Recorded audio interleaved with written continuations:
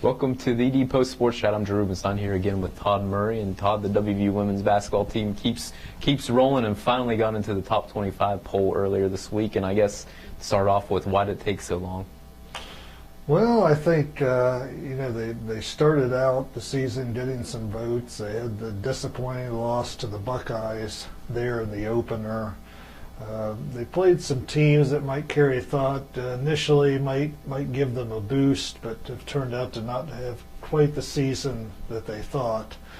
So it's taken them getting a few wins on the road against teams like Iowa State and Oklahoma State. You could see them starting to get more votes in the poll, and then this past week is just going to push them over the top, and they're into the top 25. Now the goal is to stay there, and at least they started off on the right foot on this road trip with the big win at Texas Tech. Now, even though they haven't been in the polls, publicly it doesn't seem like the players or Coach Carey seem to have cared, but internally you get the sense that this group has known for a while and maybe thought of itself as an upper echelon team, a top 15 type of team. Is that accurate? Is that kind of the vibe that you've gotten from this team throughout the season? Yeah. I think they definitely think they're a top 25 team. Some of the players, they don't really care if they are. They kind of like flying under the radar, so to speak, and that's been a good position for them so far. And Mike Carey actually thinks they play a little bit better maybe when there isn't as much attention on them. So that's something we'll have to keep an eye on here as the season progresses. I mean, they're in a good spot, but there's still a lot of games in the Big 12 left to play. Absolutely, and I know it's too early, and Coach Carey wouldn't want to have this conversation, but NCAA tournament seed. I mean, at this point, WVU's matched its win total from last year. It's a solid lock at this point in the NCAA tournament, barring a total collapse. At this point, they kind of probably have their eyes set on what they need to do to keep padding that resume.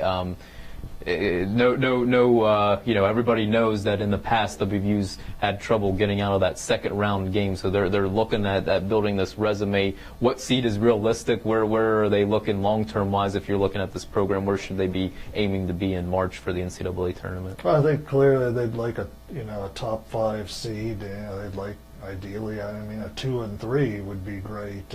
They just don't want to put themselves in a position where they have to play a top 10, top 5 team on their home court in the second round of the NCAA tournament. And it's kind of interesting this year if you look at the host cities, a lot of those have teams that are ranked very highly in the polls right now. So it will be interesting to see how all that plays out. But they want to take care of business on the court and ensure themselves as high a seed as possible. Seems like there's been a lot of nice stories individually within this team, from Linda Stepney having some games where shootings come along, Brookhampton, Asia Bussey coming back from injury. Is there something that's stuck out at this point in the season that was kind of identified in the preseason? This is going to have to go well for the women's team to succeed. That's happened, something that sticks out from the first 2/3 of the season? Yeah, well, I think Stepney's play of late.